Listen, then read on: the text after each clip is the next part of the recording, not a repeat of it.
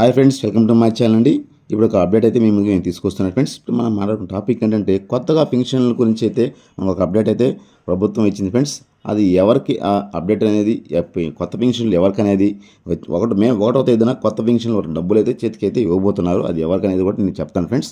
అది ఏంటంటే స్పాసెస్ పెన్షన్ మంజూరికి అయితే మన ప్రభుత్వం గ్రీన్ సిగ్నల్ అయితే ఇచ్చింది. అలాగే కొత్తగా దరఖాస్తు చేసుకున్న వారికి కూడా జూలైలో వాళ్ళకి పెన్షన్ అయితే వాళ్ళ చేతికి డబ్బులు ఇవ్వబోతున్నాం అనేసి అయితే ప్రభుత్వం చెప్తుంది. ఈ విధానాలు ఏంటి, కొత్తగా పెన్షన్ల మంజూరు ఎవరికి ఇస్తారో, జూలైలో వాళ్ళ చేతికి డబ్బులు ఎవరికి ఇవ్వబోతున్నారో, ఈ కొత్త పెన్షన్ సంగతి ఏంటనే విషయాలని మీకు ఇప్పుడు నేను తెలియజేస్తాను ఫ్రెండ్స్. మన ఛానల్ని ఫస్ట్ టైం చేస్తున్నట్టయితే సబ్స్క్రైబ్ చేయండి, లైక్ చేయండి. ఇలాంటి లేటెస్ట్ అప్డేట్స్ కోసం ఎప్పటికప్పుడు మన ఛానల్ని విజిట్ చేయండి ఫ్రెండ్స్. అలాగే మరిన్ని లేటెస్ట్ అప్డేట్స్ కోసం మీకు మెసేజ్ రూపంలో మీకు తెలియజేయడానికి మన వాట్సాప్ ఛానల్ అయితే మనకు డిస్క్రిప్షన్లో ఉంది, ఫాలో చేయండి ఫ్రెండ్స్. మనం పూర్తిగా అయితే వివరాలకు వెళ్ళిపోదాం. పూర్తి వీడియో అయితే మీకు ఇప్పుడు అందిస్తాను ఫ్రెండ్స్.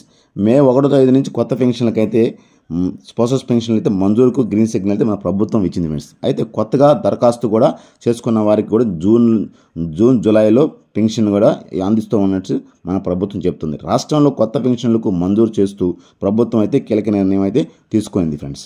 అయితే ఆర్థిక కష్టాలు వెన్నుతున్నా కానీ ప్రజా సంక్షేమమే తమ ధ్యేయమని సీఎం చంద్రబాబు గారు నిరూపించుకున్నారు. తాజాగా రాష్ట్రంలో ఉన్నటువంటి 89,000కు పైగా కొత్త పెన్షన్లు కూడా మంజూరు చేస్తూ గురువారం కూటమి ప్రభుత్వం ఉత్తర్వులు కూడా జారీ చేసింది ఫ్రెండ్స్. రాష్ట్ర వ్యాప్తంగా ఇప్పటి వరకు దరఖాస్తు చేసుకున్న స్పాసెస్ పెన్షన్లకు ప్రభుత్వం ఆమోద ముద్ర వేసింది. ఇప్పటికే పెన్షన్లు మంజూరుపై ఏర్పాటు చేసిన మంత్రివర్గ ఉపసంఘం ప్రభుత్వానికి నివేదికను కూడా అందజేసింది. ఉపసంఘ నివేదికను కూడా పరిశీలించిన మన ముఖ్యమంత్రి చంద్రబాబు గారు అర్హులైన వితంతువులందరికీ పింఛన్లు కూడా మంజూరు చేస్తూ కీలక నిర్ణయం కూడా తీసుకున్నారు. 2023 డిసెంబర్ 1 నుంచి 2024 అక్టోబర్ 31వ తేదీ వరకు దరఖాస్తు చేసుకున్న వారందరికీ పెన్షన్లు మంజూరు చేస్తూ తీపి కబురు అయితే అందించింది ఫ్రెండ్స్. దరఖాస్తు చేసుకున్న వారందరి వివరాలను పరిశీలించిన అనంతరం 89,708 మంది వితంతువులు పెన్షన్ మంజూరుకు మన ప్రభుత్వం గ్రీన్ సిగ్నల్ చేసింది. ఇప్పటి వరకు భర్తకు వస్తున్న పెన్షన్ను వారి మరణంతో భార్యలకు అందించనున్నారు. వచ్చే నెల 1వ తేదీ నుంచి వీరందరికీ పింఛను అందించనున్నారు. ఇంకోవైపు కొత్తగా పింఛన్ల కోసం దరఖాస్తు చేసుకున్న వివరాలను కూడా ప్రభుత్వం పరిశీలిస్తుంది. అర్హులైన వితంతువులందరికీ జూన్ జూలైలో 2వ విడత జాబితాను ద్వారా పింఛన్లు మంజూరు చేసే అవకాశం కూడా ఉంది. ప్రస్తుతం 63.30 లక్షల మందికి సామాజిక పెన్షన్లను ప్రభుత్వం అందిస్తోంది. దీనికోసం ప్రతి నెల 2,722 కోట్లు ఖర్చు చేస్తుంది. ప్రస్తుతం ఈ మరో 89,780 మందికి కొత్త పెన్షన్ మంజూరు చేయడంతో ప్రభుత్వంపై ఆర్థికంగా భారం కూడా పడనుంది.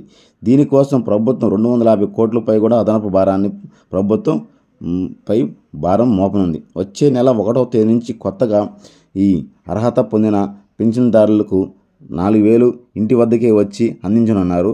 ఆ ఆదేశాలు కూడా ప్రభుత్వం జారీ చేసింది ఫ్రెండ్స్. అయితే ఈ స్పాసెస్ పెన్షన్స్ ఎవరైతే ఉన్నారో అర్హులందరికీ మన సచివాలయంకి లిస్టు కూడా వచ్చి ఆల్రెడీ ఉంది. కాబట్టి వీళ్ళకి ఎవరికైతే మీకు లిస్టు వచ్చిందో లేదో తెలుసుకోవడానికి కూడా మీరు సచివాలయంకి వెళ్ళి చూస్తే మీ పేర్లు ఉందో లేదో కూడా చూసుకోవచ్చు. ఒకవేళ లేకపోతే కూడా మే 1వ తేదీ నుంచి కూడా దరఖాస్తు చేసుకునేదానికి అవకాశం ప్రభుత్వం కల్పిస్తుంది. కాబట్టి మీ దగ్గరున్న సచివాలయానికి వెళ్ళి మీ పేరు లిస్టులో ఉందో లేదో కూడా మీరు చెక్ చేసుకోండి. చెక్ చేసుకుంటే ఒకవేళ లేకపోతే మీరు దరఖాస్తు చేసుకునే అవకాశం కూడా మీకు ఉంటుందన్నమాట. ఈ మే నెలలో నుంచి ఈ స్పాసెస్ పెన్షన్ ఎవరైతే అప్లై ఆన్లైన్లో చేసుకున్నారో వాళ్ళకైతే మే నెలలో 89,780 మందికి అమౌంట్ అయితే చేతికి ప్రభుత్వం ఇవ్వబోతుందన్నమాట.